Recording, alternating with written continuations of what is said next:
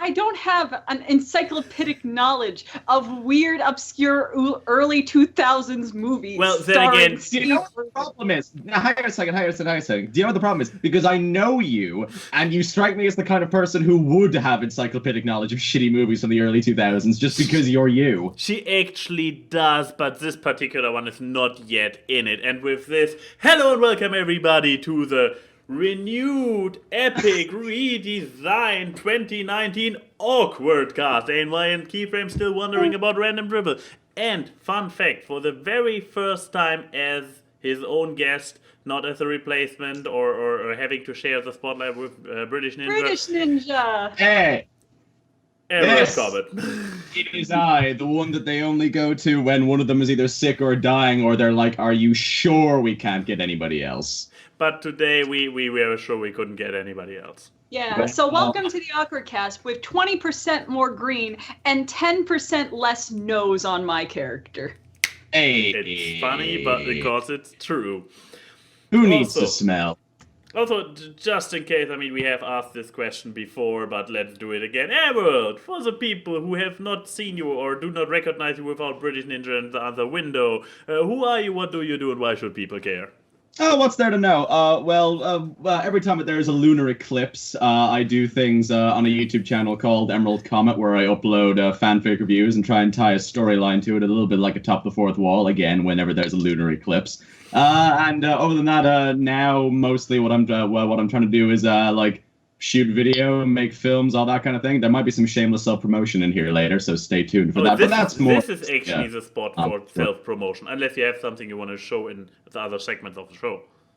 There'll be something maybe later that I can talk about in later sections of the show, but that's like just the base flat information about a veteran who knows his way around in the segments of the show. I see. But yeah, just saying, folks, we do have a little format change, but it's not really going to come to effect here because we have 2 weeks of Christmas holiday to talk about. We're changing, since me and Max live generally boring lives. I went to office. I rode the train home. This kind of stuff. I sit at home. I work on a drawing. I contemplate my life. I take my pills. But so we have our new segment for the weekly thing is pretty much guest highlights. So the guest gets the main spotlight. And in the occasional occasion that we actually have something interesting in our lives happen, we'll say something. But it's going to focus more on the guest so we can get through the show quicker and not become introspective of how boring our lives is. So Emerald, what are your highlights of the past holiday break? Really quick, if you guys talking about like your own boring lives as an excuse for me to go on about the hookers and cocaine, I'm not gonna do it. I mean, this wasn't us covertly trying to get you to confess where the body is, but come on, it was holiday break, so you surely have some stories. I'm a fan of quiet Christmases. Last Christmas was a bit of an all-around mad adventure on an island that isn't this one. But no, it was just kind of nice. I like having family and friends over for the holiday season, so I was surrounded by my gran and granda. They visited over from Spain, where they live.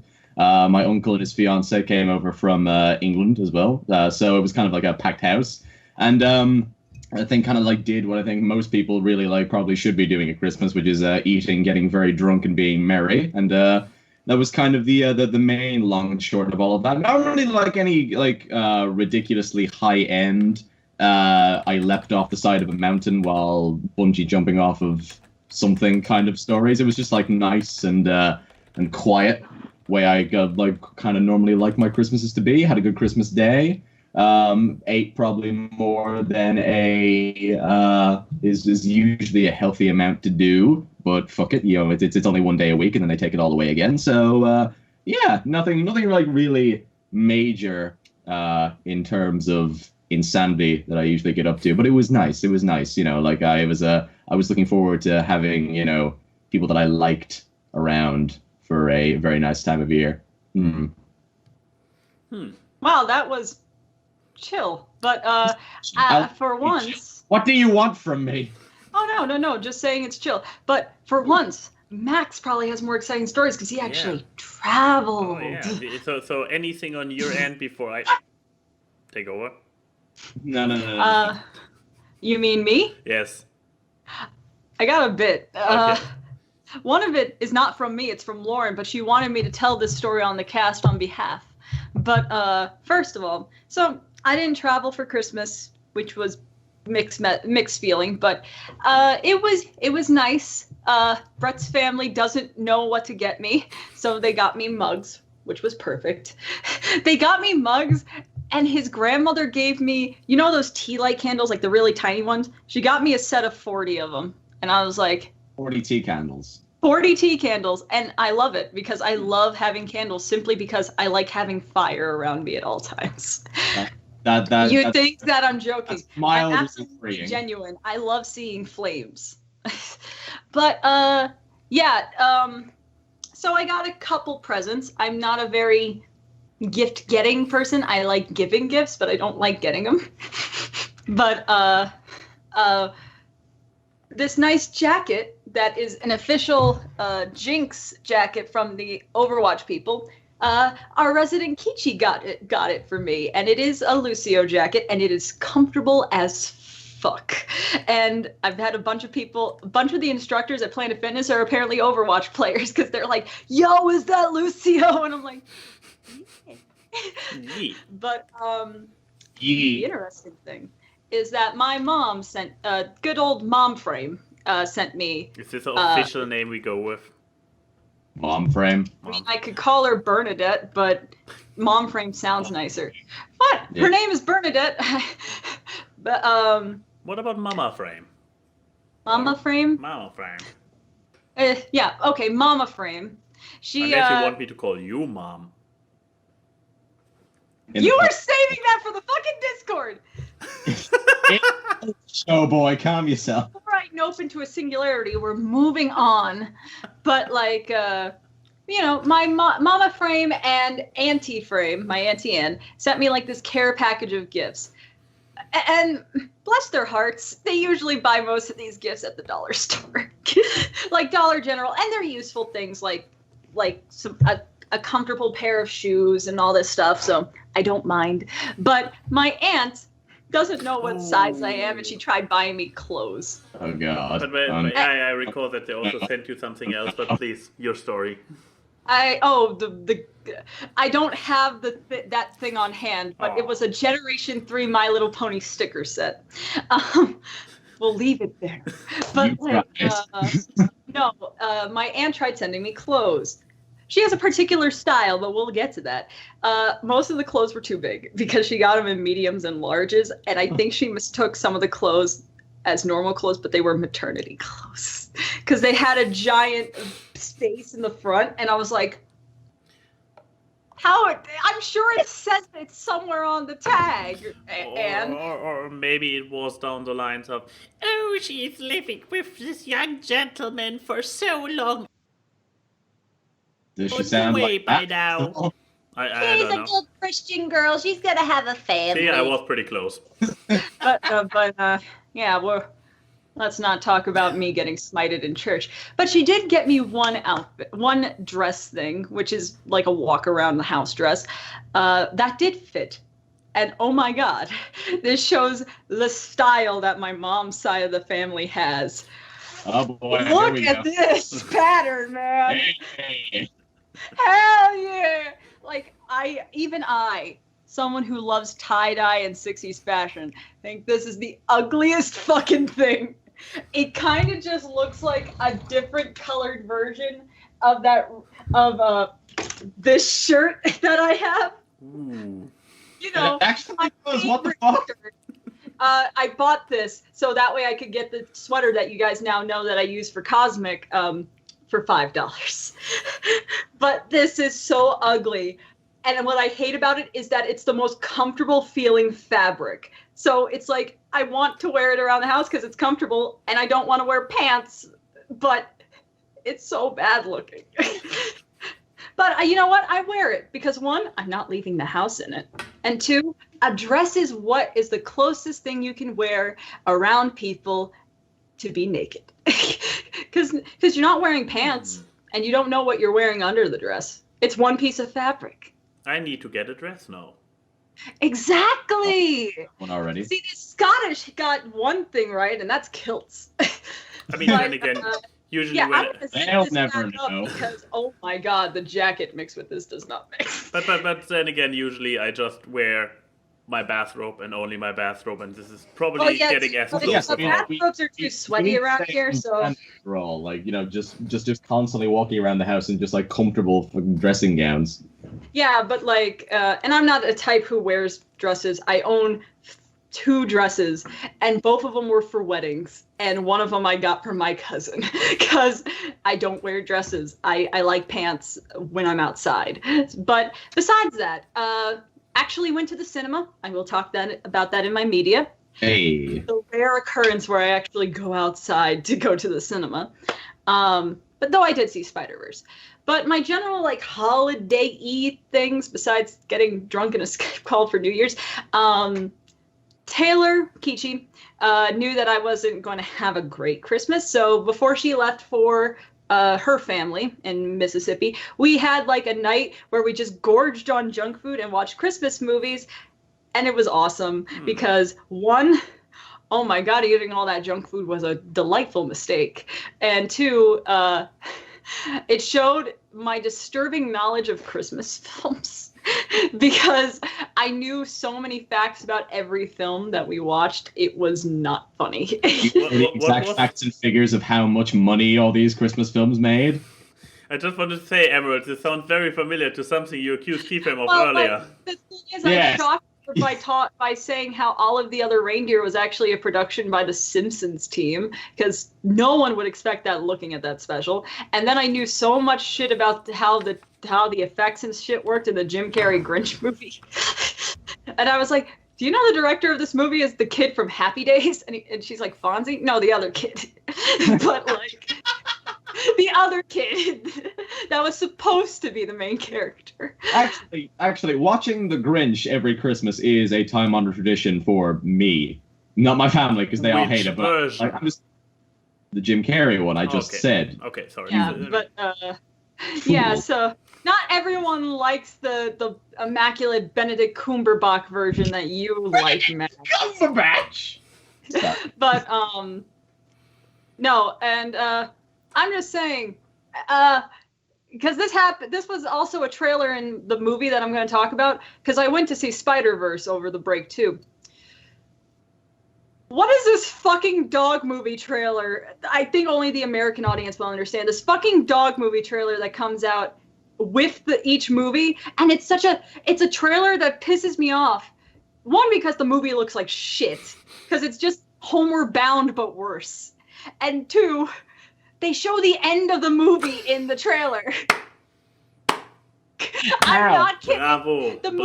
The movie's plot. I'm not going to give spoiler warnings because they spoiled the movie in the trailer. It's the Homeward Bound. Like, just fucking watch Homeward Bound. The plot of the movie is that this dog, who's a puppy, gets raised by this guy, and I think the kid goes off to college, and she runs away to try to find her owner, and now she's trying to find her way back.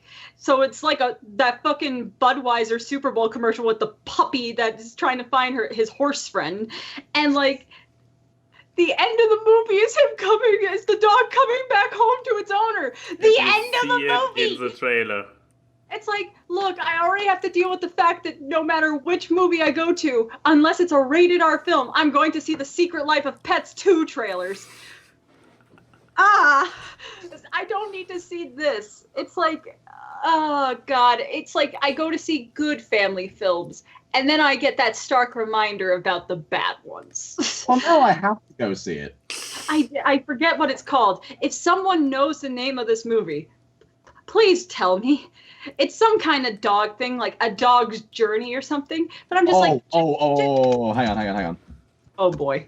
No, because I think I know what you're talking about, because I may have gotten the same thing. But like over here, our reaction to like bad movie trailers, whenever like I watch it with my friends, is always like, this is gonna be fucking terrible. We're still gonna watch it though, right? Oh, we are absolutely going to. Max is lucky because he doesn't get half the trailers we get because he's just going to see an English screening in a Berlin theater. But like, A Dog's Journey. A Dog's Journey. That is. It is A Dog's Journey. Oh my God! It got put into my head. But with Dennis Quaid and Josh Gad in it.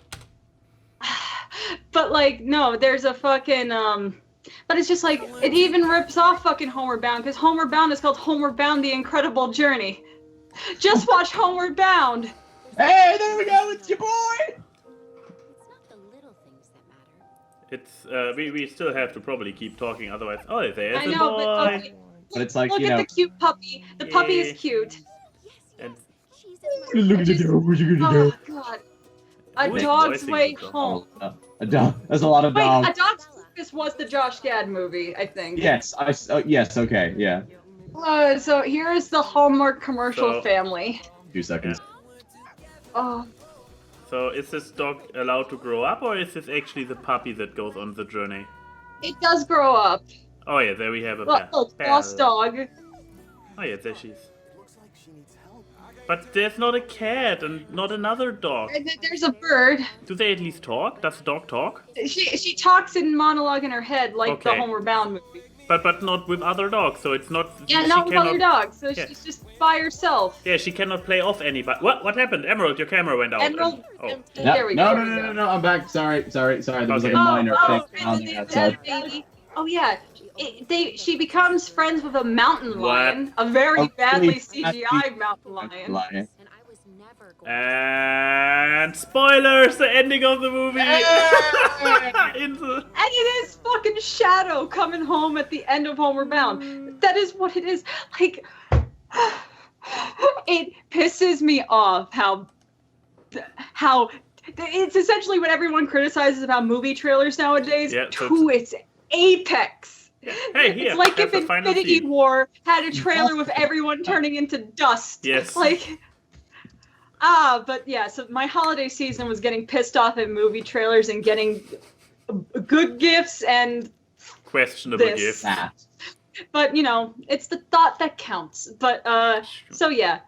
Now to the interesting holiday season person. Yes. This is a one-time deal. That interesting stuff is coming from my end. We're peaking too early for season 3, folks.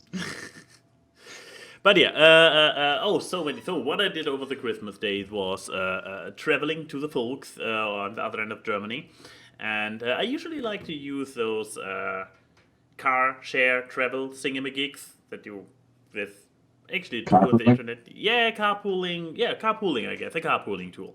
Yeah. And I was like, nah, I was, for the last week, I had a search agent in who was looking for a connection from Berlin to Aachen, and nothing came up. Nothing. I've never seen that before. Nothing popped up what was either starting here or ending there. It was like stuff ending in the next city or so. And I'm like, if I have to take the train anyways because it doesn't get me all the way, fuck you, then I guess I take the train, which is what I actually ended up doing. Like Friday evening, Saturday was the day when I wanted to travel. Friday evening, I was like, okay, I still have not gotten something for carpooling, so fuck you guys. I guess I pay 3 times as much and take the train now. But what I have to say, first of all, it was a Saturday morning right before Christmas, so there was actually a lot of traffic. I got into the train wagon and I didn't get a reservation. I couldn't reserve the evening before. Reservations were already blocked. And I was getting in there, and from both sides, people came into the wagon of the train or the car, and they met in the middle. And they were standing in front of each other, those 2 lines, like expecting to I don't know what they expected. I mean, those One of guys... them's gonna move. Did they plan to just move past each other to the very end and realize, hey, those people went all the way because there were no seats? I don't know. They just stood in front of each other and had a stare down in the middle of the wagon, the car. And I was like, okay, so right next to me are empty seats. What's this? And there was some kind of barn comfort program special, like barn comfort. Not reserved from 2, just barn comfort. I'm like... Okay. I'm not going to stand here like an idiot. Here's an empty seat. It's not reserved. Let's sit down. The worst thing that happens is somebody comes by and is like, "Go, barn comfort, go away." So I sat down and I was like, am I allowed to sit here? But then I realized all the people around me were also like, so there was an elderly lady like, oh, okay, sure, you can sit here to a young lady. And the young lady was like, oh, this is bound comfort. And the older lady was like, oh, no, I don't have bound comfort either. I'm just sitting here. So basically all people around me were just sitting on those special program reserved seats and nobody was claiming them. So I came in there and I had a nice window seat for my ride to Aachen, which was like, hey. It makes me think of when I got onto a plane and I came on the same time as all the first class people, and I was like, why is this economy section so empty? Oh, I came on. Oh, wait. I was in the wrong zone. Oops. But they didn't stop me, so. Yeah. But yeah, Yes. Did you just sit in the first class area? Yeah. Oh. but yeah, oh, really? Yeah. You also sat there? Yeah. Yeah. Oh, yeah. Okay. Anyway, so I had to switch trains run, so I got on the next train. Same situation, everybody runs in, meets in the middle, stands in front of each other, and I'm like, I know this by now, looking left and right. And there was something that was also amazing. Potentially reserved. A little digital display, so we are not talking about cards that got put in there in the morning. No, there was just a digital display telling me potentially reserved. And I'm like, either it is reserved or it isn't, and it's a digital display. Why can you not update it? So okay. Every seat is potentially reserved Yeah, unless the person doesn't come. That doesn't seem very efficient. I I don't thought you guys know. were all about efficiency. So I already learned my lesson from the comfort. I sat down. Okay, people still getting it. Oh, I have this seat. No problem. Moving. One to the side, next free seat. Also potentially reserved. Another one comes on. My place. I go, of course. One row back, sitting down next to a young lady who was observing the entire thing, and I'm like, "Sir, time is a charm, right? Okay." And once the train finally moved, and she was also in the same situation. She was also just a potentially reserved seat, like. And once the car actually started moving, I was like, okay, nobody else is moving. Now I'm getting out of my coat and being like, okay, now I can. Excuse me. No, I actually could just continue sitting there. So we're lucky on both rides.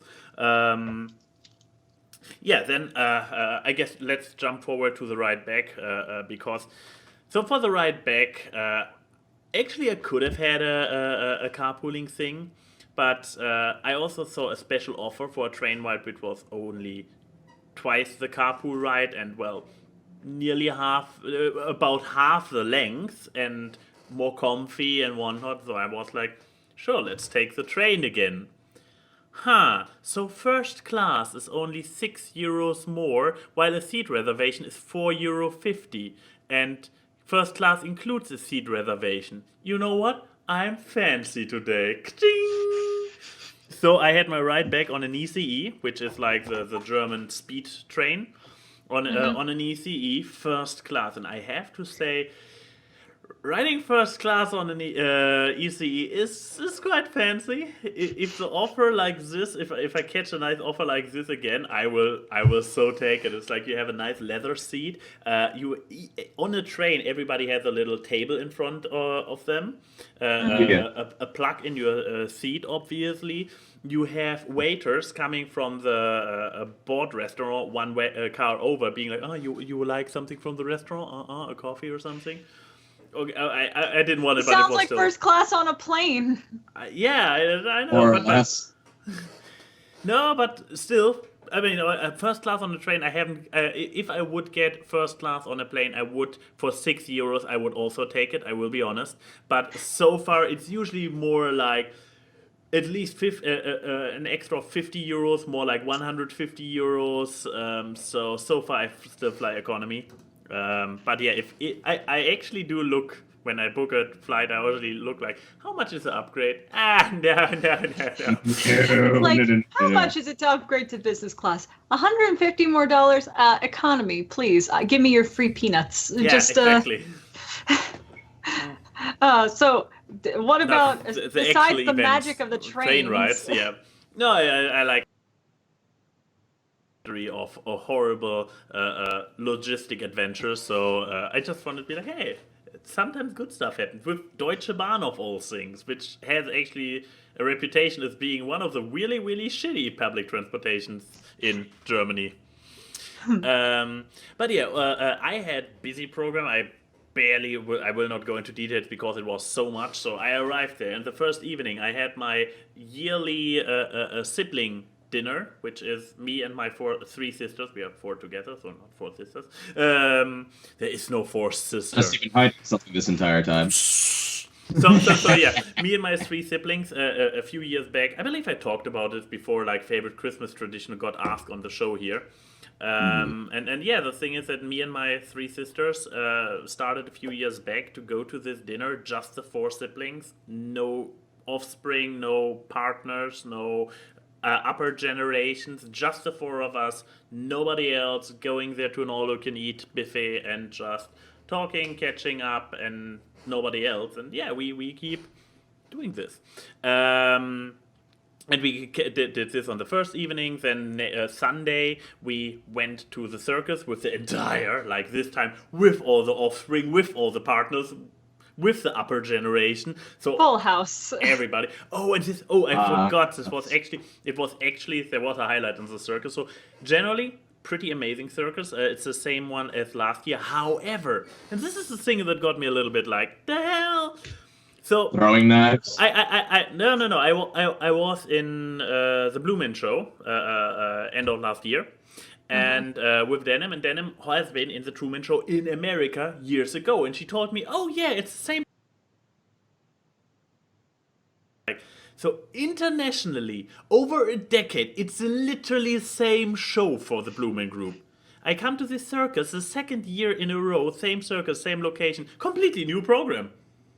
Like, I know which show I am going to visit yet another time for sure, because as amazing as the Blue Man show is, if it's literally the same unchanged program every time around the globe. What's the point? I know. Maybe I mean I like to rewatch a If it movie. ain't broke. Yeah, that's true. But I mean I like to rewatch a movie every now and then. But usually I don't have to pay $80 for it. So Fair enough. Yeah, if you're gonna like I a stage show or something, Yeah, you want something a bit.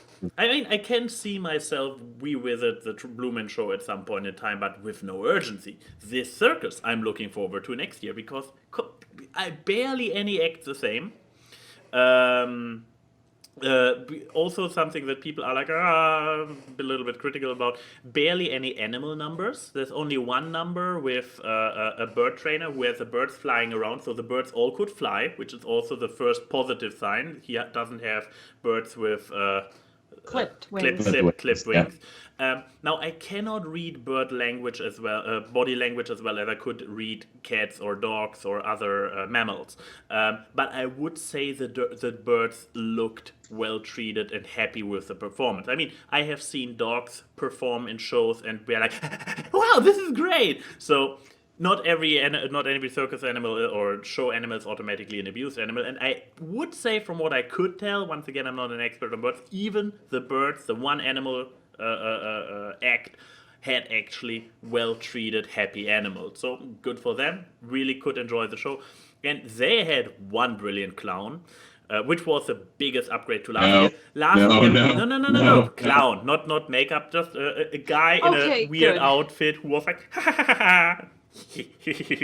like, As long as they're not wearing the makeup. The sound effects don't work when you do them, mate. No, but just a guy in a weird suit with nerd glasses, a weird hair that kept going all the while, with one strain of hair that he tried to fix, plop, it came back down. So he was a very visually funny one. Visual clown, all right. Yeah, and he was, especially since last year, they had the legendary clown something, a guy in his 60s or something, and he was so not funny last year. But this year, brilliant guy, super funny. Throw out the old, bring in the new. Yeah, sadly, yes. And he did a great show where he tried to sing My Way, Frank Sinatra.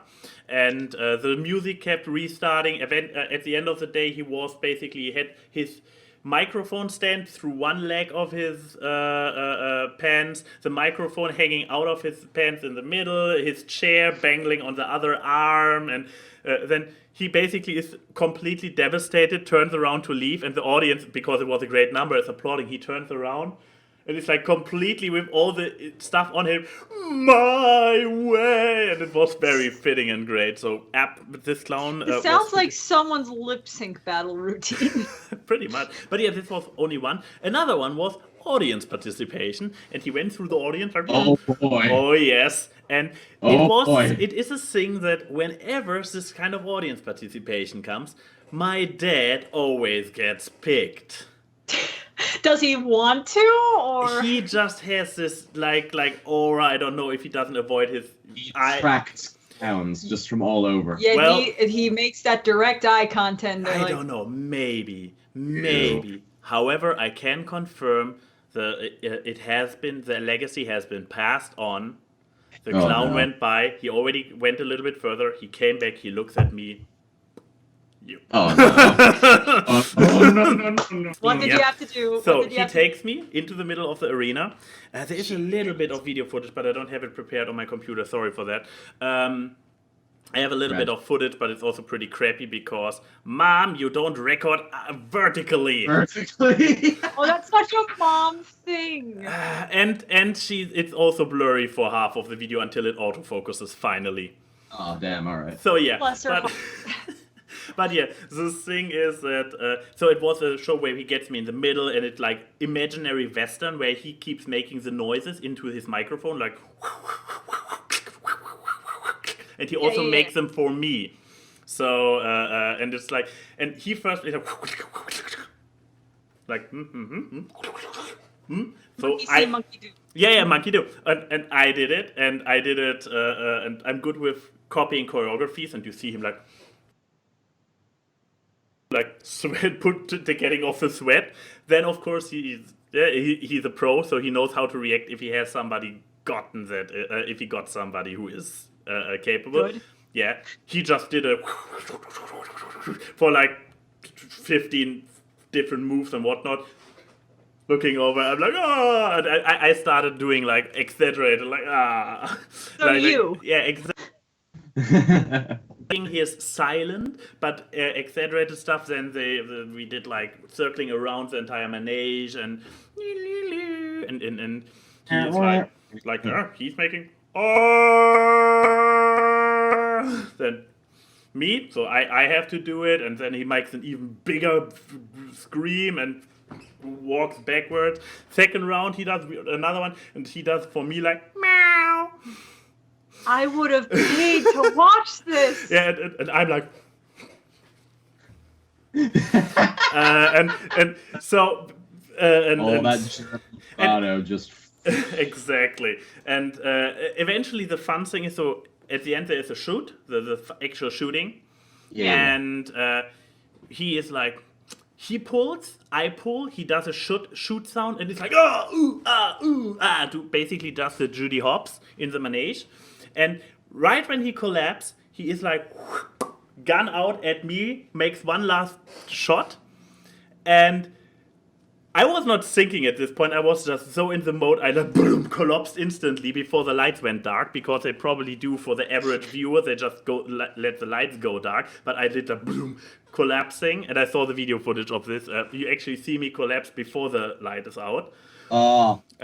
So, and I came back, my family was like, if we wouldn't know you have not been placed in the audience as part of the show, if we wouldn't know that, we would have said yes. And this was for me, like, because I'm usually the first guy who is like, even in the Truman Show, I was sitting there and was like, when the Truman Show was, the true Blumens were interacting with the audience, I was like, I'm not sure, this seems too perfect. Those people have probably been placed there. I'm the first one who always accuses audience participation members of actually being fake. This time I was it, and You're such a ham. I love it.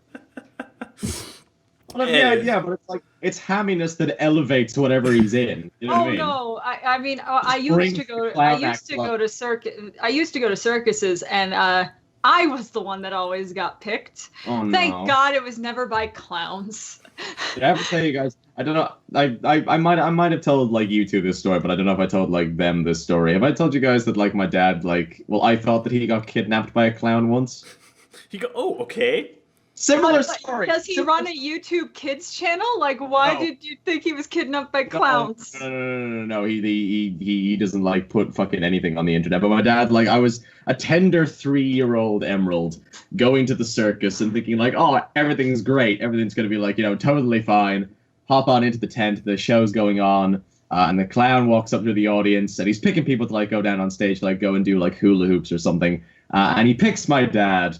And my dad laughed and stood up and went down. And I don't know what connected in my head to make me think that like something bad was going on. But I thought that my dad was being kidnapped, and I immediately started crying.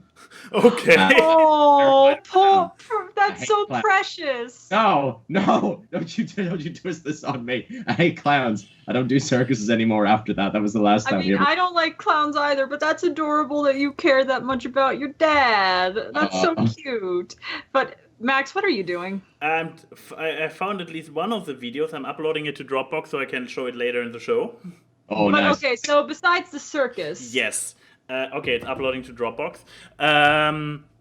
Besides the circus, next program,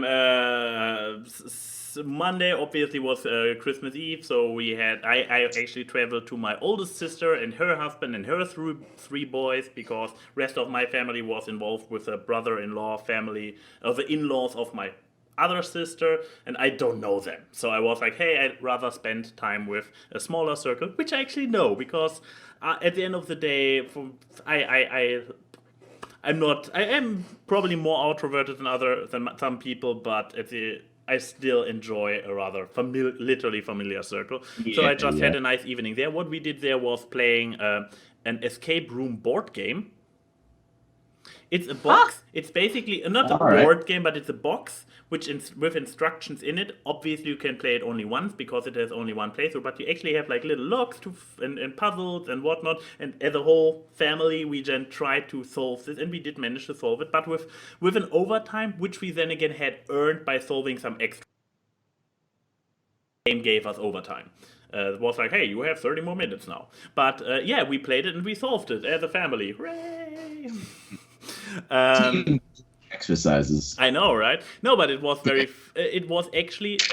So I can say yes, this kind of escape room in a box, it works. It's fun. It has the same feel. However, obviously you can only do it once, like a real escape room, and it's a more compact experience. But it still was a fun Christmas evening. Then we played a game which is called Buzz on the PlayStation, where you have an actual extra buzzer controller. I know it well. This was actually great fun, even with my nephews. With my nephews, I mean, at least the youngest one was so young that he could not really play, so he was just there and kind of feeding into the other. Observing. Yeah, but the older ones both. Yeah, but the older ones are both capable enough to actually answer properly and stuff. So that was fun. Then big Christmas lunch on the first day of Christmas with the whole family at my parents'. At some point I went into the cinema with my sister, which would be my medium. Then we went to the cinema again with my parents for a German movie, so no point in talking about that. 100 Dinge, for those who are in Germany, which is an interesting movie. It's about two guys who just made $1 million deal in a startup, and for some reason they get up in the point where they're like, yeah, we're having too much stuff, and they make a bet against each other while drunk, and being like, okay, we give up all our things. 100 Dinge means 100 things, all our things, and we try to live, and we only get one thing back per day. And thing is everything. Clothes are things, money are things, toothbrush is a thing, everything is a thing. So they literally end up naked the next morning in their emptied out apartments. And they have to go to the storage and get first things like, get, that's the thing. It's even very cruel because it plays in winter, so they have to run through Berlin naked to the storage unit. This sounds like a YouTube social experiment video, but made into a movie. Kinda. Yeah, I mean, there's obviously more drama, which is scripted, so that's well, where yeah, it goes but beyond the it. concept, a surface level. Yeah, You totally see like just streaking through Berlin, and like one guy's chasing him, like about to like punch him or something. no, but that's It's actually, coming. Like, But yeah, this actually made me like trying to figure out how many things I have, and just thinking about my cutlery, my silverware is probably already 100 things. So we have a few thousand things nowadays, each. Yeah. Yeah, and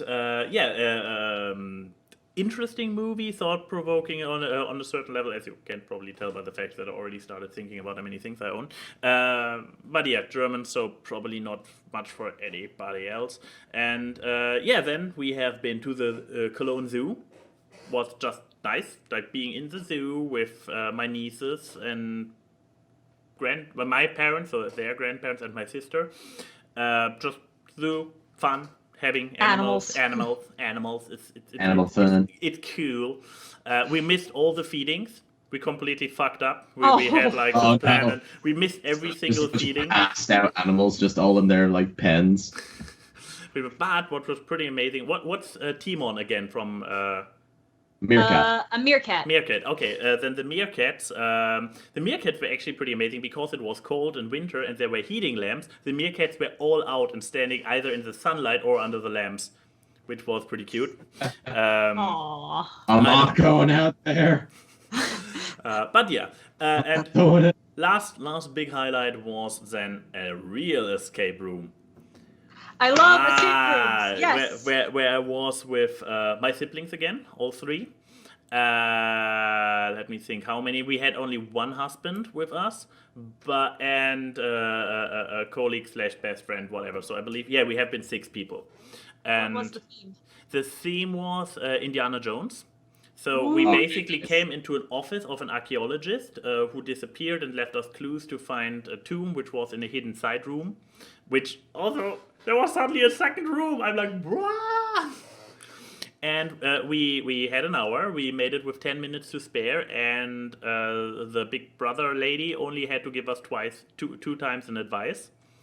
One that was actually kind of crucial because we overlooked something under... We had like 3 people turning every cushion on the couch. However, for some reason, nobody turned the cushion on the single seat. A recliner? Maybe a recliner, but yeah, no. There was a missing piece.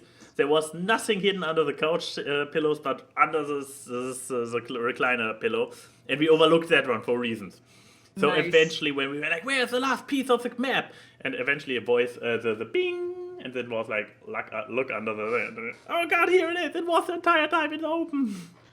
No, it even was like, you don't need... It's in the open, you don't need to open anything for it. And we're like, what? How did we overlook this? But yeah, we defeated it. 10 minutes to spare, barely any tips given. And yeah, I'm now in love with escape rooms. And I guess that's the stuff that happened. I mean, Yes? Yeah, I just wanted to say the reason why I was laughing when you were talking about the escape room board game thing is that it reminded... I told this story on Twitter, but one year... My dad loves scratcher tickets. Mm-hmm. So my aunt and my mom always got him scratcher tickets for Christmas, like those big $20 ones.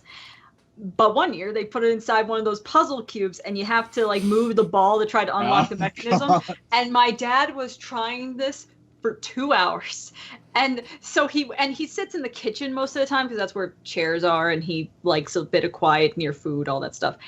And then we just hear a "Koof!" He took a hammer and broke it. Oh, come on. And we just and we all look over from the dining room. I come in from the living room and plastic strewn everywhere. And there's my dad chipping away at it with a penny, and he just looks up like, "What? Chrissy, get me a Pepsi." And I'm like, my mom and my aunt were like, "Steven, one, you made a mess." Okay, so I have one video, sadly not the one with the finish, but to get an impression also. Let's see it. Also, look at this. We get to see you perform. Hey, it's your boy. Look at this clown. This is a clown, so he's a cool dude. Okay, I actually got he you- looks a lot better than the way you described him. He just He has kind of nerdy looks glass like on the suit. That's literally what I I said. know, but when you said a weird suit, I was thinking like one of those broad-shouldered zoot suits. No. like, Okay, sorry. Weird suit is flexible, I admit. He's wearing a sweater. He's just wearing a fancier, nerdier version of your costume. Yeah, it's true. Okay. Haha, I'm impressed. He knows what he's in for. He knows what he's in for. He looks like he could be related to you.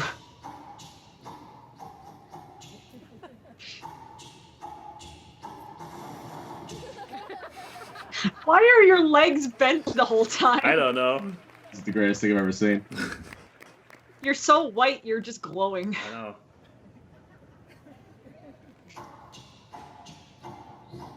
You're kind of dressed kind of similarly too, which just adds to it.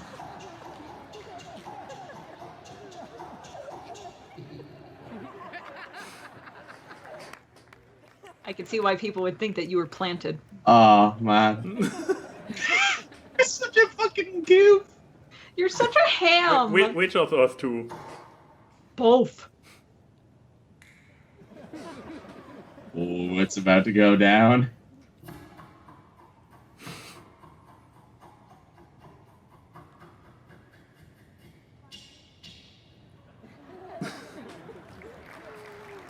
Was that supposed to be like a hacky sack? You like threw them in the air. And Guns. We're holding guns. Oh my god. This is adorable.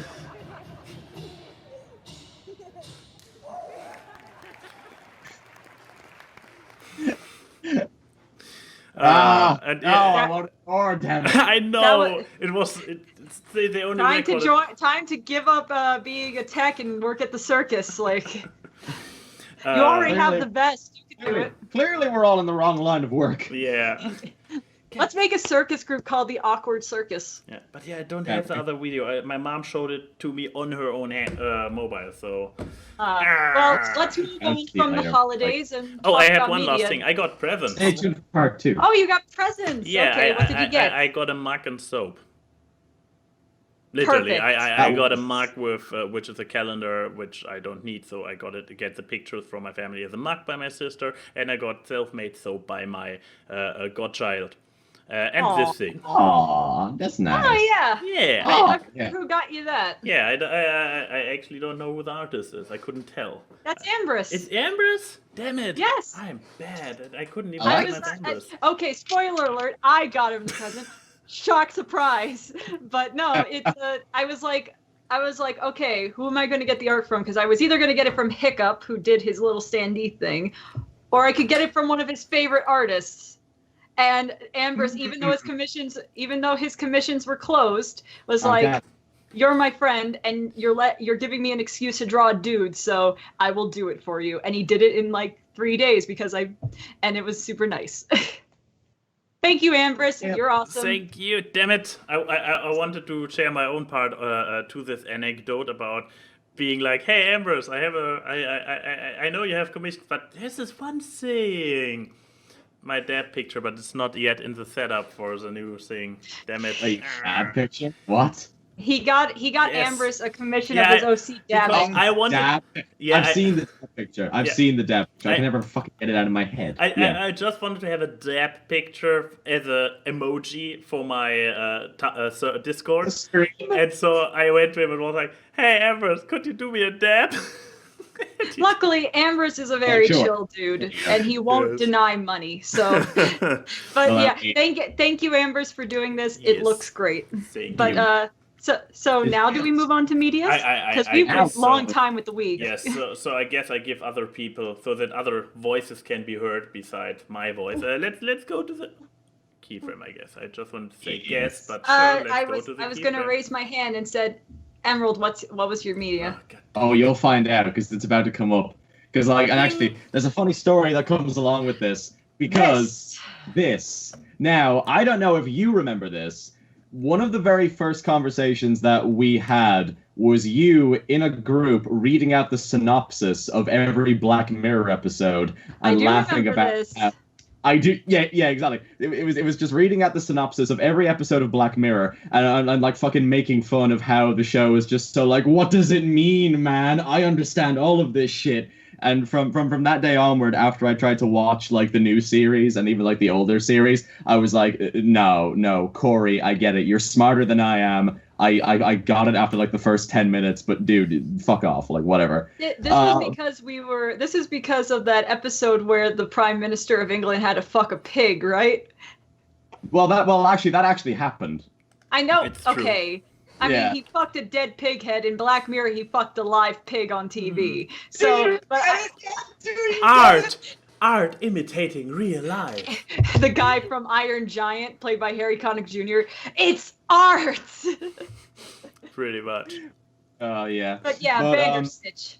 Yeah, Bandersnatch. So I turned up to the New Year's party, and my friend like walked into the room and he was like, fuck you, we're watching Bandersnatch. I was like, what's that? And he goes, the Black Mirror thing. And I was like, I'm gonna fucking hate it. And he was like, you probably will, but let's just watch it anyway. So for the uninitiated, Black Mirror is an anthology series which is all about how technology can like be bad sometimes, and it can control people, and it's all about dark impulses that are drawn out through watch it. Yeah. Technology and stuff. Damn, that is very pixelated. This is very big. I probably picked by accident the small version. The Discord icon. This could be the case that I accidentally picked. No. Oh, come on, for the meme, leave it there, or please. the meme. Let's get The that nice pixelated JPEG one? in there. The Yeah, that nice JPEG. Pixelated one up there. It's funny, yeah. Oh no! I moved Oh everything. no, we haven't spoiled Bandersnatch yet. You haven't spoiled the Bandersnatch. I still need to move it in a proper place. I cannot just leave There, it. very Anyway, good, very stop good. interrupting the guest. No, this is funny. We need the memes for the show. The show needs more memes. Whenever we have a friendo cast, it always goes off the rails. No, but isn't that good? It is good. I actually want to hear someone's opinion about Bandersnatch. But is it a case of it goes off the rails, or the power of our friendship just elevates the show to be amazing? Didn't you just say yesterday that it's more like an alleviation from your undying loneliness instead of friendship? I did, yes. This is the conversations we have in Heroes of the Storm. I change my mind very frequently, Key. You should know this. Oh no, he's making them different directions. I am become This is the regular one. This is my regular one that I need again. I know, but now I paid it's like, money for this picture. Now it's a nice layout. But anyway, Bandersnatch. Yes, Bandersnatch. So I gave you all the rundown on Black Mirror. So the story of Bandersnatch is basically it's set in 1984, and it's about this guy who is a game designer. And he is trying to make a video game based off of a book that he really likes, which is a choose-your-own-adventure novel, which is called Bandersnatch. The hook of the whole thing, however, is that the guy who wrote Bandersnatch went insane and murdered his wife. And as the whole story kind of progresses, you pretty much start to figure out that the game itself, or the idea of Bandersnatch itself, is cursed. And that similar things might be happening to the main character. But the hook of this whole thing, folks, is that this is technically a movie, but it's a choose-your-own-adventure movie. In the Which sense... is a cool concept. Which is a very cool concept. I really like it. In the sense of, essentially, as the film progresses, you are given two choices when certain events happen. And at the beginning of the story, these are like really sort of like inconsequential stuff, like, you know, your dad brings you over 2 boxes of cereal and says, oh, which one do you want, son? And it's like, oh, Sugar Puffs or Frosties. And, you know, the story mildly changes depending on whatever you picked. But later on down the line, there come important choices which can drastically alter the events of the story. And depending on what choice you pick depends on what kind of ending that you get, what scenes you might see that other people might not end up seeing. So everybody's experience of watching Bandersnatch is usually tailor-made, or like by themselves. Like you sort of create the story that you want to watch. And some of these endings can... Sorry, go on. So it's so for me as a viewer, if I go to Netflix now, I have my own interactive experience with that. Like the beginning parts of the story, a couple of the story beats kind of remain the same, but you can choose, like, yeah, of course, but like you can choose which direction the story kind of goes, depending on It's like a Telltale game, but good. It is. It's like, you know, it's what does it mean, man, to like the movie Telltale game. So yeah, like we spent like a day looking at like flow charts of all the different endings and seeing like which one we could get based off of like the different choices we were gonna make. And some of these choices and some of the endings that you get, they're either gonna be like normal Black Mirror shit, which is like really dark and like, oh shit, I'm a little bit freaked out, or it's just gonna be a total meme and you're just gonna laugh about like how stupid. Yes. It's like the Silent Hill ending with the dog and aliens. Can I give you a spoiler? Can we turn on spoiler warning? Turn on spoiler warning. There is. Okay. So so you have been warned. We're going to spoilers now. I want to hear this. So do you want to? It's only one ending of Bandersnatch. Okay, if you're only talking about one ending, then I will stay. Yeah. The main character, basically, one ending leads the character to realize that he is being controlled by the person who is watching him through Netflix. Ooh. He realizes that the ending for this particular scenario is he is on the set of Bandersnatch while they're shooting it, but he believes that everything that's happened so far up until this point of the story has been his life and it's been real. And now everyone's like, "Are you okay? Like, we need to get back to shooting. Are you all right?" So he just thinks like, but it's the bombshell of him looking at his computer and text appearing on the screen of like, "I am watching you through Netflix." And he's like, "What's Netflix?" And I'm like, "It's a streaming platform in the 21st century." He's like, "I'm being controlled by someone from the future." "Dad, I'm being controlled by somebody from the future." "Son, are you okay?" "I'm on control of any of my actions. I'm being controlled by somebody watching me on a Netflix streaming platform." What's Netflix? It's amazing. Like we like, I think we spent 5-10 minutes just like fucking pissing ourselves laughing as soon as that first ending comes up.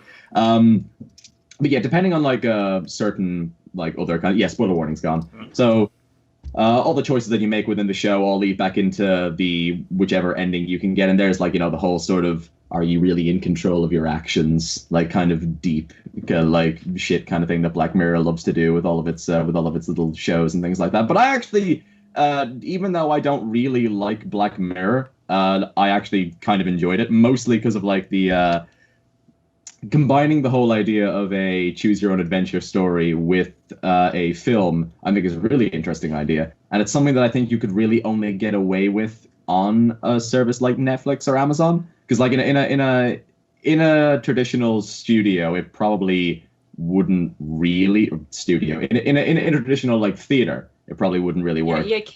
Yeah, unless it's like one of those 21st century things where they have like the little screens on the back of the thing where it's like you know, where you do the movie trivia before the movie starts and you click the buttons, but it's like, even then I would only imagine it could work. It's like the audience majority is where the movie goes. Pretty much, yeah. Because like what I said to my lot when we were watching it, what it reminded me of, it's like, do you guys watch Futurama, right? Yeah.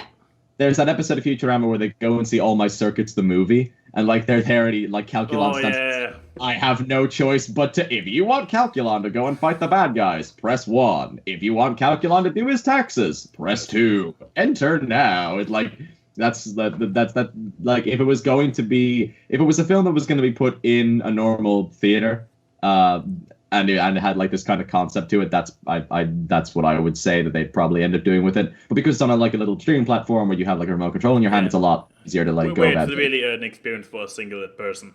Pretty much, yeah. Or even group of people, because like you could just like you could watch it by yourself, and you could get one ending, and then you'd call your mate and be like, "Hey, do you want to like take a look at this thing?" And we could like see what kind of weird ending we could get like as a group. And that in itself like ends up making the thing a lot more fun, because then the jokes kind of work a lot better if you're there with like, you know, a group of your mates, so you can all kind of laugh at it together. But yeah, like it doesn't really have the same like kind of overly pretentious kind of vibes that I usually get from like a lot of other kind of stuff in Black Mirror. Again, that's just me. That's like my own personal kind of take on the story. If anybody else wants to call me an idiot, by all means, I already know. Is your phone blowing up, Max? You keep looking down at it. No. I might or might not get more circus footage. Okay, I was like, come on. Our cast is semi-professional. Yeah, no. I'm actually organizing more footage while we are talking. Okay. I was like, Mom, send me the footage. And she does. Okay. Great, Mom. But so yeah, is that all you want to say about Bandersnatch? Bandersnatch. Yeah, more or less. I liked it. Even though I'm not really a big fan of the whole series, I think it's definitely worth it. It's worth it, though, going into it knowing as little about it as you possibly can. If you already kind of know, I know I have my little spoiler thing there, but if you know, the least you know about most of the endings, the better off the experience of actually watching it is going to be. And if you have a friend who knows absolutely nothing about it, and you've already seen it, it's even better, because then you can, like, look back on everything. Because, the one thing that I actually do, like, quite like about it is that everything is foreshadowing. Like, every single shot and close-up on an item that you see within the film has purpose. Nothing is there just to be, like, some of it, like, looks kind of cool as well, but everything is there for a reason, and it all ties back into all the different kind of endings that you can get. And when you go back and you watch it a second time, then you notice those little things where it's like, oh, that's that thing that's going to come up later, or, oh, this is this character that hasn't really been mentioned yet, and he doesn't know what that is, but, like, this is going to come in, like, 2 more minutes from now, or 5 more minutes from now, when, like, the big reveal comes in. So, yeah. Worth it, definitely worth it, and a very, very interesting idea that I think could be cool to expand on other Netflix shows. Nice. Keyframe, you want to continue? Meme review! Meme review! Wrong one. Right one. No! Are you having 2 medias this week? No, I will cut it short. Okay, because... God, you have a theme running there. At least you're consistent with your water. You have very hydrated medias. But no, this was the movie in the cinema that I went to go see. Mary Poppins Returns, the long-awaited sequel to the original 1964 Mary Poppins. And I want to talk about this not just because I really like the movie, but also this constant discussion that British Ninja keeps bringing up, because I have a very strong opinion about the principle of why. He's like, I don't like it on principle because of the whole thing that Travers, the original author, didn't like the first movie. This is my opinion on just the general thing of, like, an author not liking the adaptation of their film, because this is actually a very common thing. Like Stephen King hates Kubrick's The Shining. The original author for Willy Wonka and the Chocolate Factory didn't like the Gene Wilder film. There's a lot of examples of authors not liking the adaptations made. However, these are beloved films. And I think, like just saying, I enjoy films that are terrible adaptations of their work. Like Big Hero 6 is one of the worst adaptations made, but it's a decent film. It was an adaptation? It was an adaptation of a Marvel comic. Well, alright. Where Baymax was not an android, he was like a lizard thing. But, like, the thing is, in my opinion, if you want the original source material, you have the original source material. A film does not negate the existence of it. And in fact, the film existing encourages people to see the original source material. And authors are fully in their right to not like the adaptations that are made. They are fully in the right to think that it bastardizes the work. That is they're fully in their right, as any person would be with their opinion. However, I don't think it's fair to the creative teams behind these movies who work so fucking hard to make a good film to be like, oh, I hate this movie on the principle of an author who's been dead for 40 years. And I'm not trying to negate P.L. Travers or the Mary Poppins book series or any of that. I'm a creator. If someone made an adaptation of something I made and it wasn't like the thing how I envisioned it, yeah, I wouldn't particularly be a fan of it, but in my opinion, I would still respect it for the creation it is as its own entity, and the fact that, Kubrick's The Shining, the original Mary Poppins, all that stuff, it's inspired people and let them release their creative outlets. And I think for the sake of having more creative people in the world inspired by something, it's worth its existence.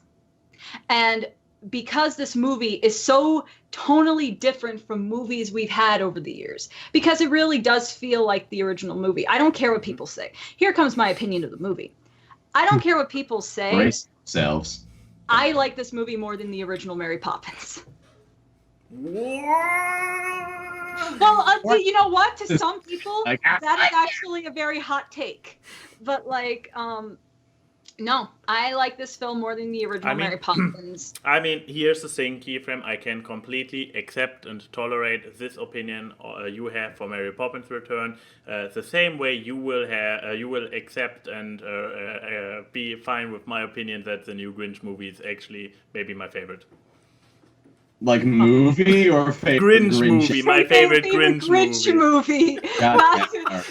Max's favorite movie was Illuminations the Grinch. I think we would have to have a long talk with him about his tastes. But no, here's the thing about, and just before people are like, oh, the Mary Poppins Returns is more like the original book series. My talking about this media is basically going to be, here's my response to a lot of the critics, aka Doug Walker's fucking review of it, which was awful. Because he acts like he's such a purist of the 1964 film that he doesn't bring up the fact that every Mary Poppins book has the same fucking plot structure. Because everyone's criticism is that it's derivative. Okay, you either want a good adaptation of the original books or you want a sequel to the Mary Poppins thing. And you're getting both because all the books have the same structure of going to a whimsical land, having a kooky relative of Mary Poppins, having something wrong, having some family dysfunction. These are in every fucking book. Because it's a children's book series. Of course it has the structure. But I really like the movie. It's better shot than the original movie, but 1964 to now, we have the technology to make it better. We have a few decades of learning how to shoot movies. And the backgrounds aren't painted like the 1964 movie, which, you know what, that has a charm to it. I won't lie that it has a charm. And I hate people's criticisms that it's too well shot. It's like, a sequel is supposed to be too well shot. Like what? No, because I've heard this criticism about there is a scene that is basically the step in time version called Triple Little Light Fantastic, which is all the lantern lighters, which is what Lin-Manuel's character is. He was his name is Jack, and he was the protege of Bert, the Dick Van Dyke's character. Dick Van Dyke's in the movie, but he's not Bert. But like all the lamplighters are guiding Mary and the kids home, and it's this giant dance number that has like fire and bike riding because all the lamplighters ride bikes, and it is one of the best choreographed musical numbers I've seen in a movie for a long time. And that's the thing. I like this movie because we haven't had a big, like, booming musical in such a long time in live action on this big screen. Like, the last big musical was La La Land, and I hate La La Land so much. Really? I don't like it because it's projecting this thing of Golden Age Hollywood, and it has none of the charm of Golden Age Hollywood. And this movie does. It has like these big numbers, the animated scene, which is, I put a thing in the trailer where it shows the transition into the animated scene, where instead of going into a chalk drawing, they go into this ceramic bowl, which is really creative because they, not only do you have the 2D animation, it also brings the fact that the bowl is beveled, so you can fall off the bowl. So when they have scenes, you can actually see that the bowl is moving. And it's really interesting to see that kind of... Yeah, I like that. That's cool. Mix of mediums. And they even have nice details, like the lace and stuff that's on like the clothes of the characters are actually printed onto the fabric, so they look like they're wearing a cartoon drawing. And it's so good. Everyone loves the animated scene. Is this the clip you sent me? Or? Yeah, it's the clip that's under the Crocodile Hunter Collision Course clip. Oh. So this is them going into the bowl. So, Also, Lynn has a Cockney accent in this movie. It's just as good as you expect. It's perfect. It's Lynn. I mean, like, come on. It's a bit better than Dick Van Dyke's, but it's still, you can tell he's not actually British. Yeah. But like, you just Lynn in like all of his glory. It's not like, you're there to like see. Oh yeah, he has a like. I see what you mean with the printed on. Okay. And like the gradients of the fabric are printed on. Yeah, then it just shows other trailer footage. Okay. But the acting in this movie is great. Emily Blunt is a fantastic Mary. I'm not spoiling anything yet. No, I was accidentally clicking the wrong button. Emily Blunt is the perfect Mary Poppins for like a modern Mary Poppins. She is great. Lynn is great as Jack. Colin Firth is great as the antagonist of this movie, which everyone's like, Mary Poppins shouldn't have an antagonist. It's during the Great Depression and he's a banker.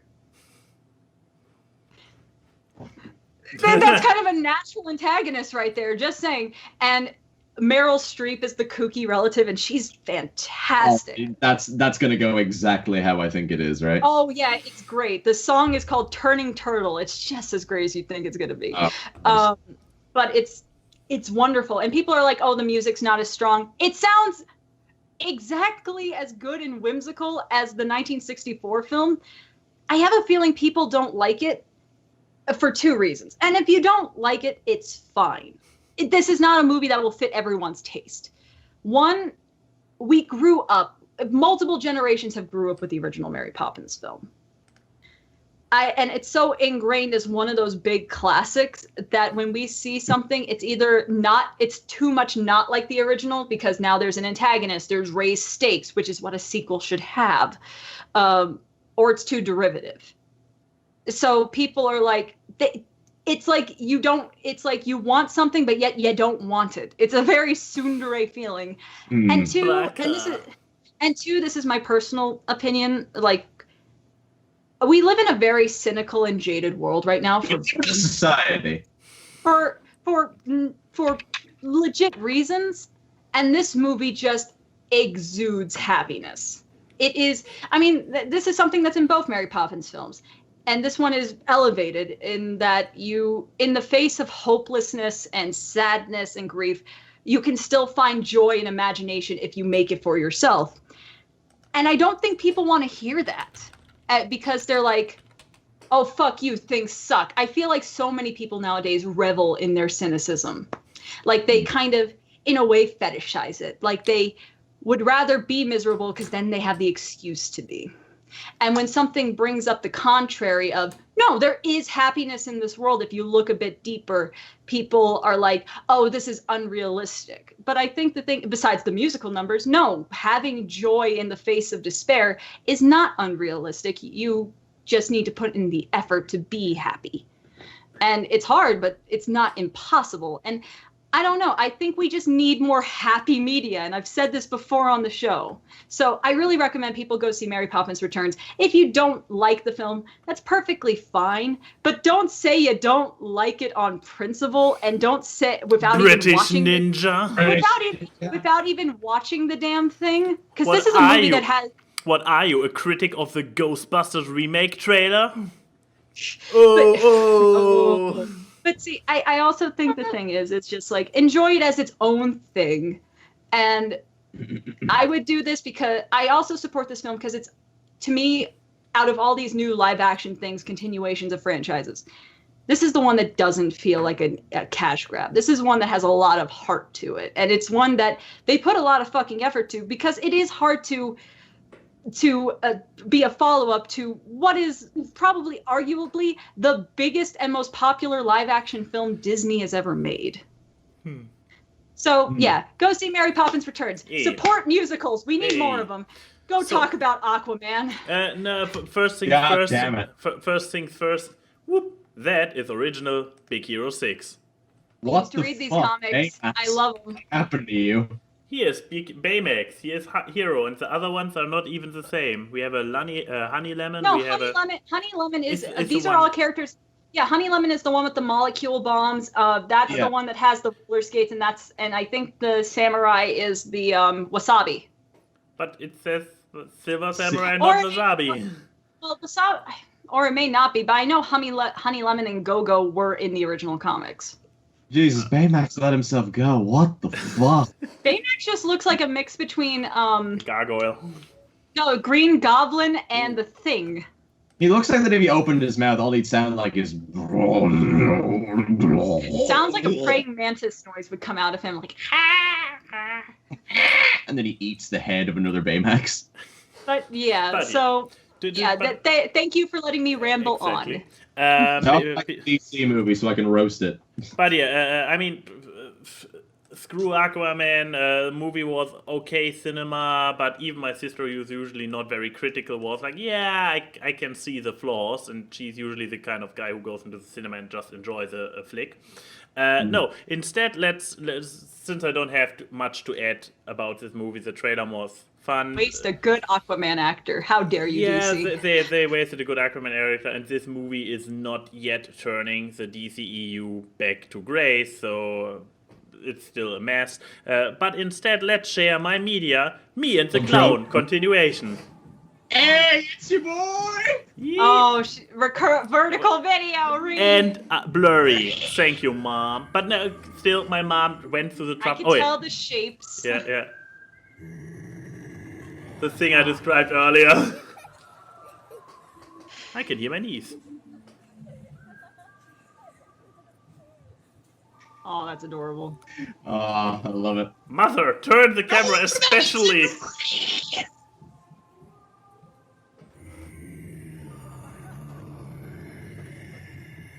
Oh, God.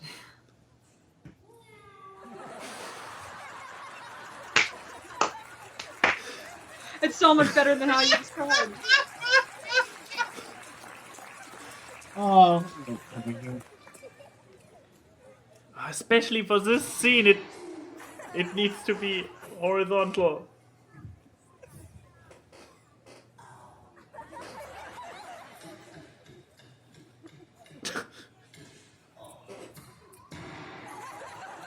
That's a nice platform. I'm impressed. No, like being fully genuine, that is a fantastic pratfall. Like, you went up in the air. That was really good. Yeah, okay, that. Nice one, dude. I didn't recall it that. Okay. There we go. Like, I want that's that gift. a really. Somebody in the audience, gift that for me, please. I will love you forever. This is how you know someone was in theater, if they can do a good pratfall. Or they went to film college. But yeah, we still should be. We actually got quite a few questions, so we probably should acknowledge them. I even have one on Twitter, of all things. Okay, well, you have to go to the Twitter one. Yes, the Twitter one, it comes from official CMCH or Carrion hashtag save your internet. Okay, so Carrion. What's everyone's most anticipated movie for 2019? Mine are probably Avengers Endgame and Toy Story 4. Mine is definitely not Toy Story 4. I mean... Oh, it's a terrible idea. I don't care what anybody says. It's a terrible idea to make a fourth movie. Did Keyframe just not to use 20 minutes to talk about not dismissing something out of principle because the idea is stupid? No, it's not the idea I was talking about adaptation stuff. No, I'm just saying that I'm not hyped for the movie. No, not hyped is one thing, but he sounded like he is out of principle not even giving it a chance. That said, I will still go see it. I will probably still go see it. Yeah, I mean, at this point, I don't even know. Also, yeah, the question goes to everybody in the on YouTube, in the comments, and of course in the chat on the show. What are your most anticipated movies as well? But no, the thing is, I'm not sure what's worse, if Toy Story 4 turns out good or bad. I mean, on the one hand, you don't want them to succeed milking a franchise that had a perfect ending to death. On the other hand, if it's a good movie, it's a good movie. 2019 actually has a lot of good movies coming out.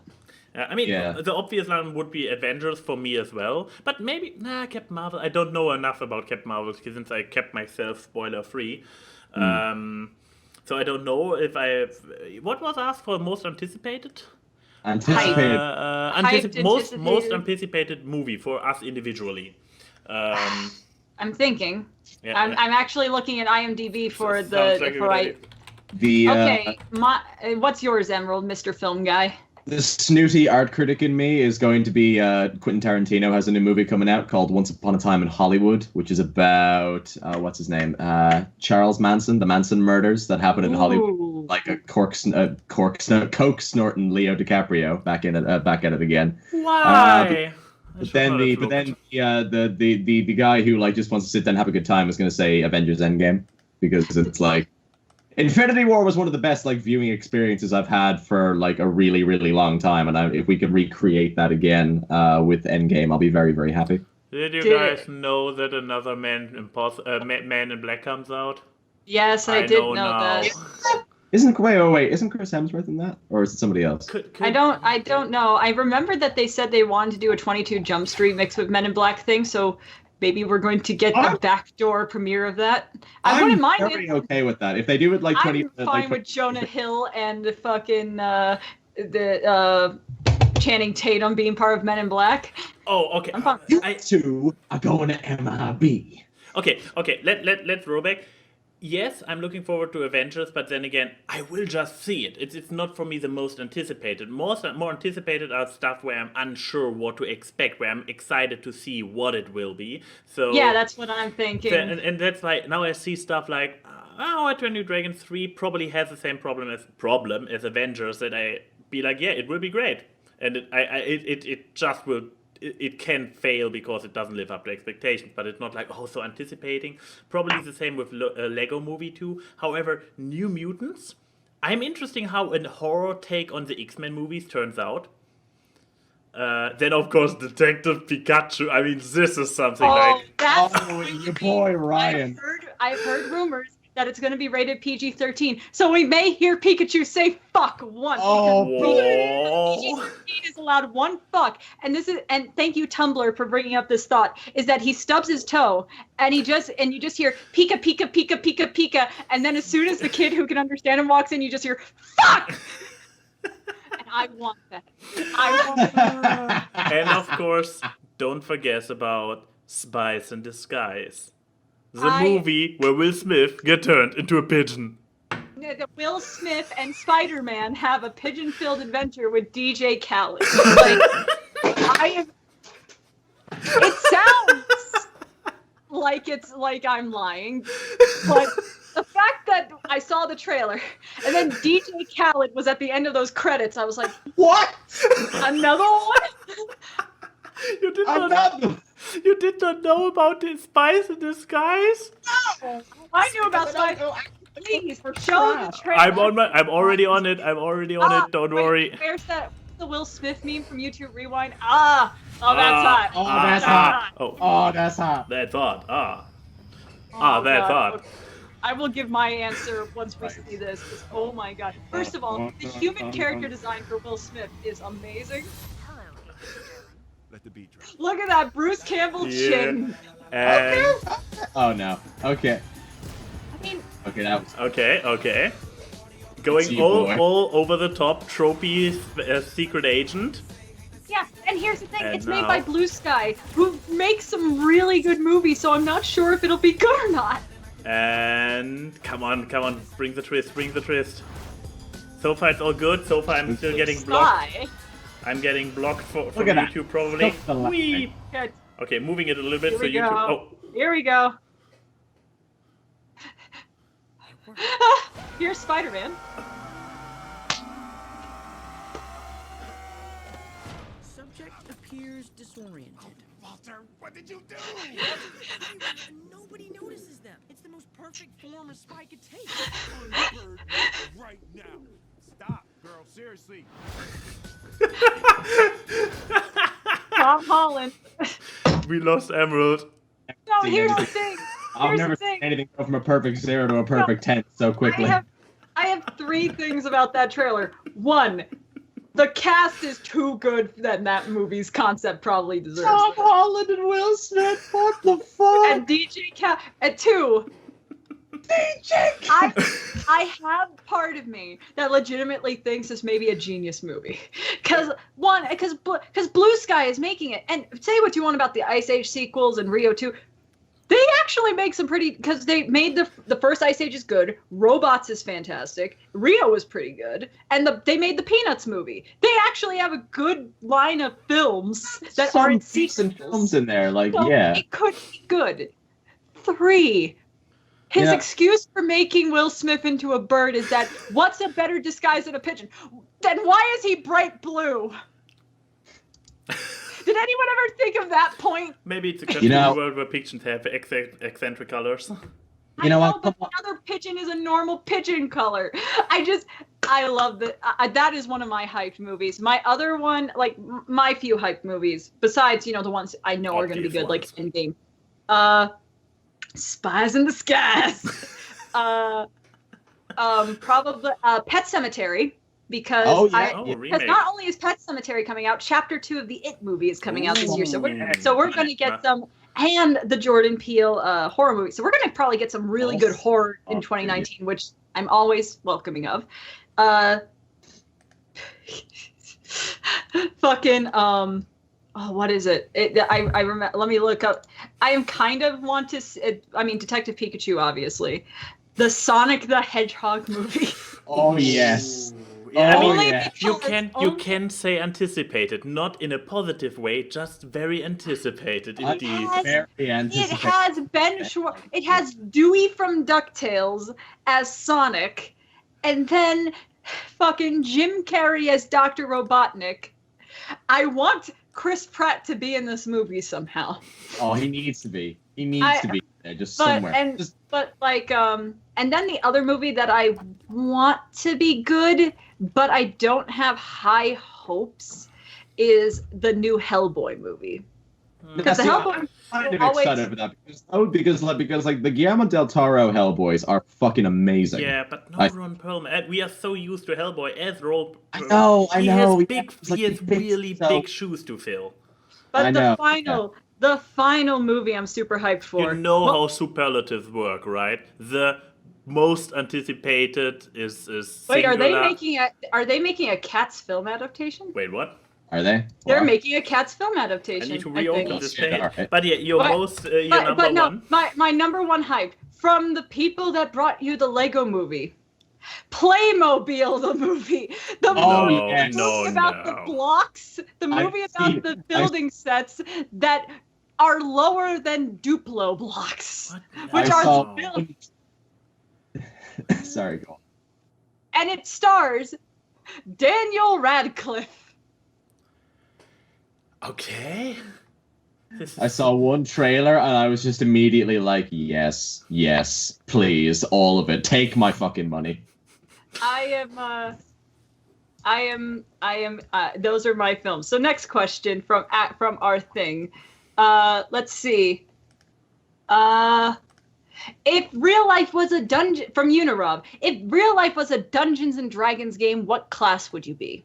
So I guess the basic classes, not like, druid, warrior, that kind of stuff. Well, that's actually hard. Let me think. Real life was dungeon. I imagine you would probably be a rogue, Max. Yeah, I mean, I usually play the rogue. The thing is, I'm not really sneaky IRL, so it might be the one I can feel myself most into, but that's not representing my real life me the best, so... I mean, I imagine you could also be like a hybrid, like a multi-class of rogue and bard, because you probably have more the charismatic aspects of a bard. Could be. I could see that. Yeah, we just need like an instrument to play. We'll get you a harmonica, and you'll like fit. I have a trumpet. Yeah, he's gonna roll a nat 20 on Doot, but this is a simple question for me. I'm a bard through and through.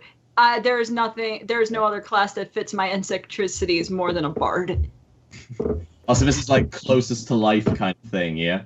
Yeah, I feel like I am like a bard in real life, so... I have the feeling that every second YouTuber turns out to be a bard. I mean, if you're a barbarian by nature, you will probably not be a YouTuber. Probably. Yuri is a barbarian. Yuri is an orc. Yeah, I'm not sure if he's a barbarian. I mean, an orc, I can agree, even though he's a small one, so he's a dwarf. He probably has the stoicness of like a paladin or a cleric, but like... could be a stoic, but he's also the kind of guy who gets into shit. So I could Yuri also see as a wizard.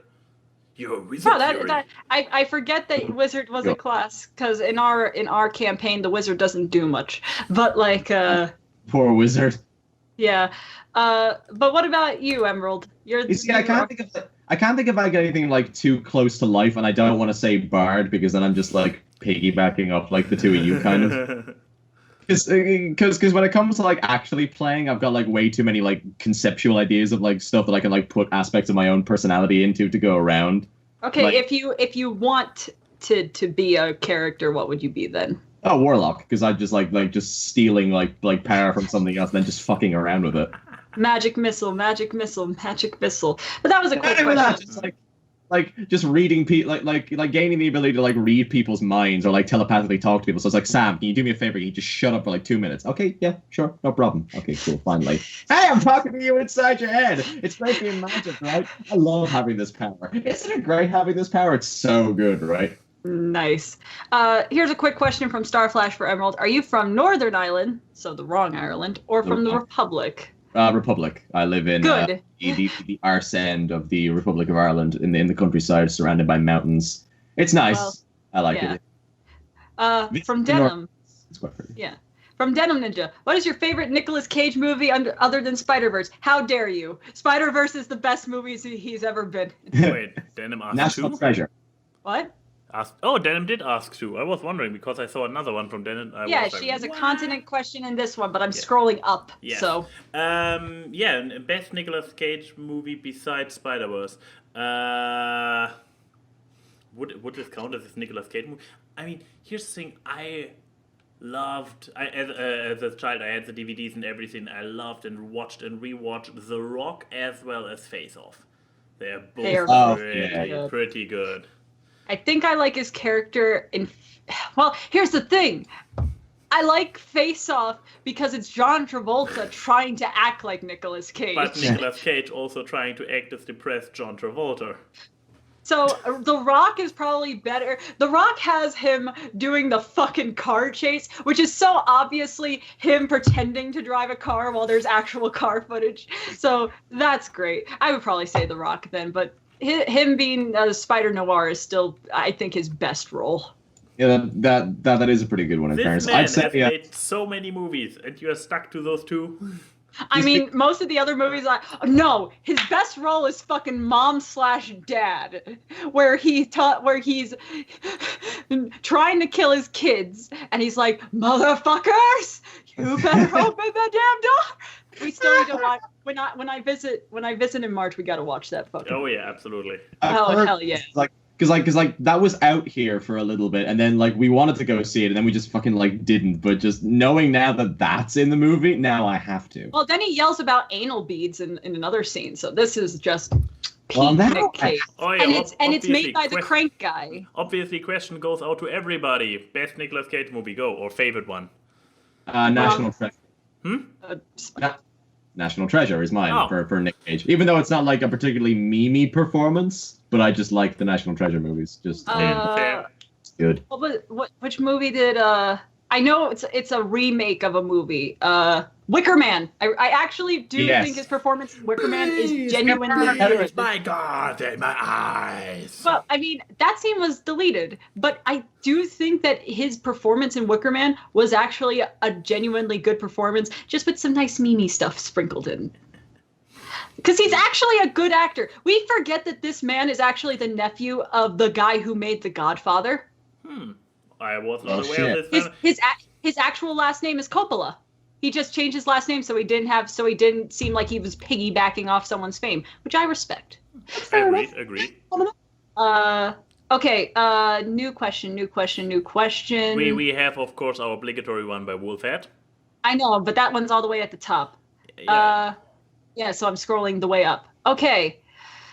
From Wolfhead, our new segment of Fuck, Marry, Kill from our good old Wolf Boy. Hey. And I discussed this with Max beforehand because this is going to be the hard question. Oh, yeah. Oh, this is difficult? Okay. It's the New Year, boys, so let's get some New Year themes. Fuck, Marry, Kill, 2018, 2017, 2016. Enjoy yourselves. Okay, My, let's my, generally. my new voice for Wolfhead is that voice now, so I hope Okay. you're happy. Oh, Everett is in sync mode. Oh, I would marry. Wait, no, fuck, marry, kill. Okay, let me think.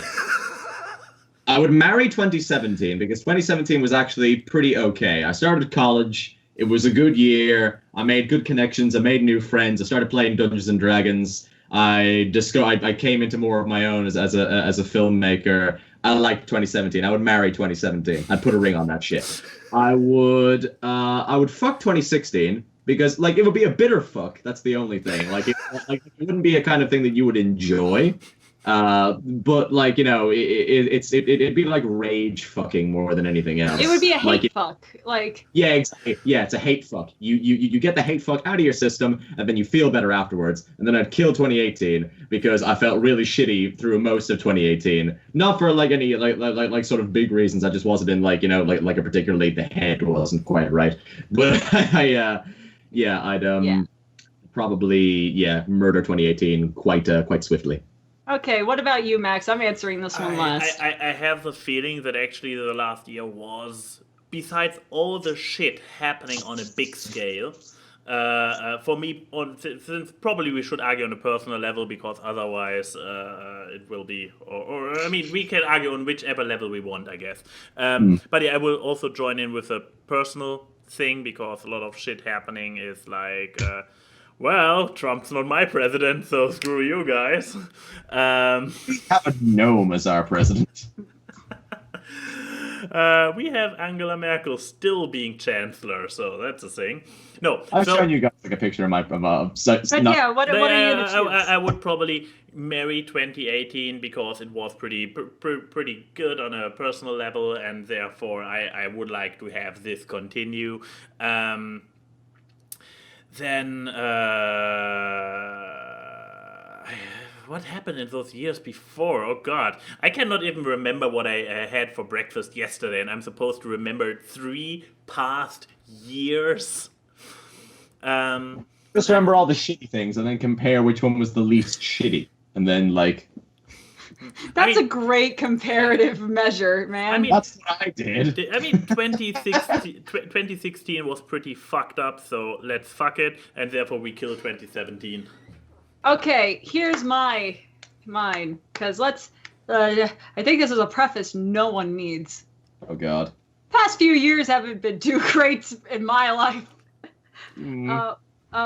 You know, I'm glad that he didn't say like 2015 and 2014 too, because those would just get not just murdered, they would be put into like a Saw movie. Oh. I would. But no.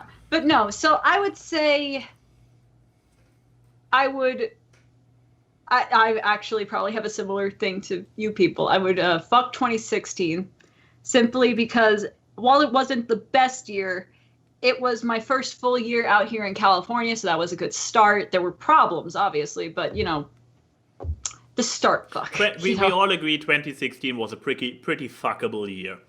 Yeah. Smash or pass smash.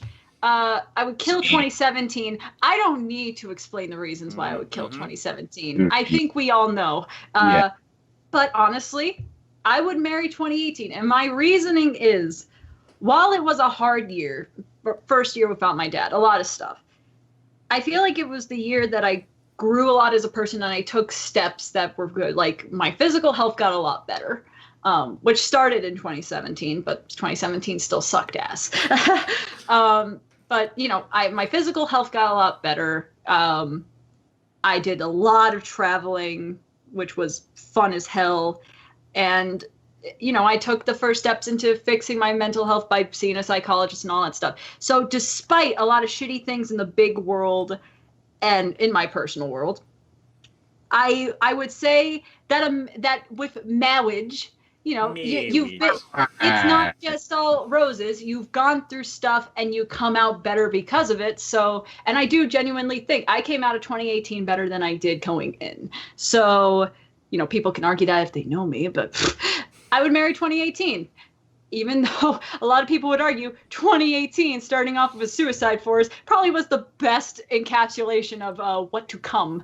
But yeah, so There you go. Yeah. Positivity. Yeah, and now for some more fun questions. Yeah, I'm not going to acknowledge the questions that are, what are you looking forward to? Because we answered so many fucking one of those before our Last break. time. So the other one by Denim. What continent, if you've never visited before, would you most want to go to? Asia. I would go to Tokyo. I mean, for me, it's also like I have only been, as to my best of my knowledge, to Europe, obviously, and to the US, and so I have a lot of continents to pick from.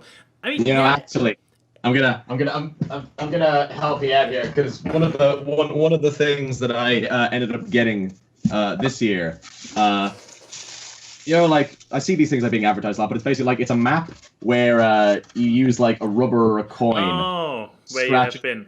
So like you've gone to. So like there's all shit. It's still whatever. But like you get the idea, like. Because I feel like I don't know about you guys, but there's like way too many places that I want to go. So it's like it's a matter of like picking like which continent is your favorite child kind of thing, if you know what I mean. Because like I really want to go to like South America too, and just like fucking like Peru or Argentina or somewhere, and just like hang around there for a little while. But the thing is, I don't specify it by continent. I would like to go to countries like I would love to go to Italy and like the Mediterranean part and the Caribbean and all that stuff. I'm not particular on a continent. I mean, the continent thing helps to at least pick a little bit. I guess. I guess. I guess a continent where you haven't been, but yeah, for me it doesn't have too much. I don't know. I mean, South America, Africa don't tingle my fancy too much. I mean, Japan, I could also imagine. Very interesting. But besides that, I'm so much a Western world boy. I'm so like, all those other scary places. I don't even feel the big need. Maybe Australia. I don't know, for shits and giggles to just have a little really diversity in our answers. Just go in like with the knowledge that practically everything wants to kill you, including the road, and you'll be fine. Just be on the defensive the whole time, and you're totally good. Yee. So there we go. Ken asks, as a latecomer, what's a band or type of music you liked when you were younger but grew out of? I have the opposite. I grew into nightcore and chiptunes. Okay, chiptunes are fine. Nightcore, I still will judge you for till the day you die. Chiptune is in fairness, yeah. I grew into boy bands in like 90s boy bands like NSYNC and 98 Degrees and all that stuff. Wait, you're also doing the grow in instead of grow out? Well, no, I'm just saying I grew into it, so it's helping me wean out what I grew out of. I mean, what was You're just covering your tracks, aren't you?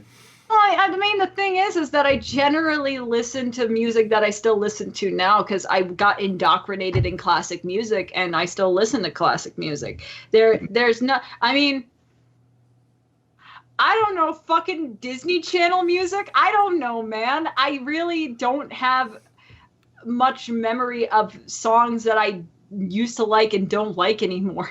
Because if you could give my family one thing, they blessed me with good music taste. Hey. I guess I like. So yeah, I grew into boy band music and I grew into ska music. Like that's my thing, man. What's that last? Ska. What about ska? Like Real Big Fish. I needed a second there. What about you, Emerald? People are asking the hard questions today. They did not ease us back into this. No. Keep you fuckers on your toes. I grew out of a lot of like, you know, just like pop music, I suppose, like radio play, like kind of stuff. Like I listened to like a lot of like English boy band stuff like that when I was like young, and then one day like. Because my mom is just like very much a, you know, like I will just turn on the radio and it'll be fine. But my dad is like such a music purist that he was like, you know, one day we're just like sitting down and he's like, so have you listened to Pink Floyd? And I'm like, no. And he's like, right, get your coat. We're going to go see a concert. And I was like, all right.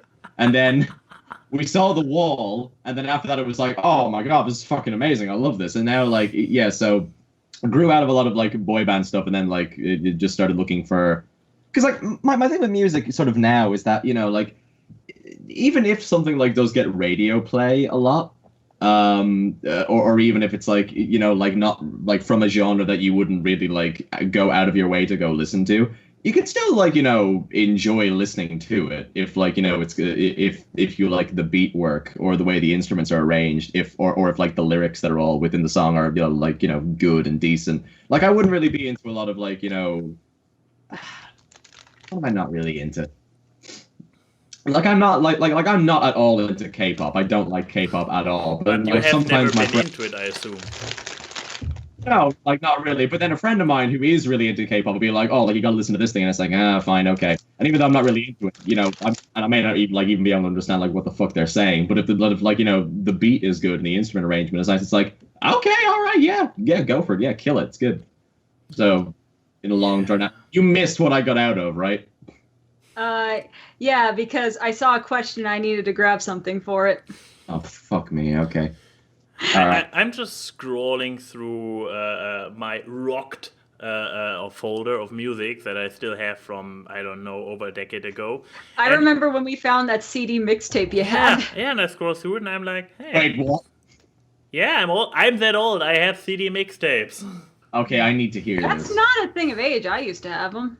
No, I mean like it's just like, well, actually I probably should have expected it from you, but it was just unexpected when you said it that you had like a mixtape. Well, a Well, CD mixtape. CD. I'm not that. Then again, no, You- my sister still had mixtapes. Your sister had mixtapes because that's the one you use in your Star-Lord Yeah, that's costume true. with really weird music. Do you guys have like names for like your main playlists of stuff? Rocked.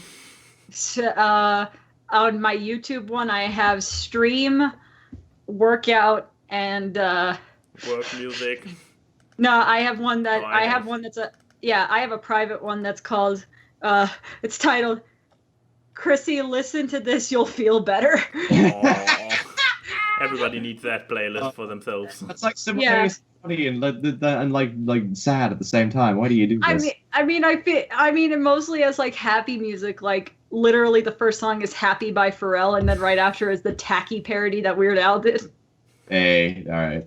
No, mine's called The Shelf. The Shift. No, The Shelf.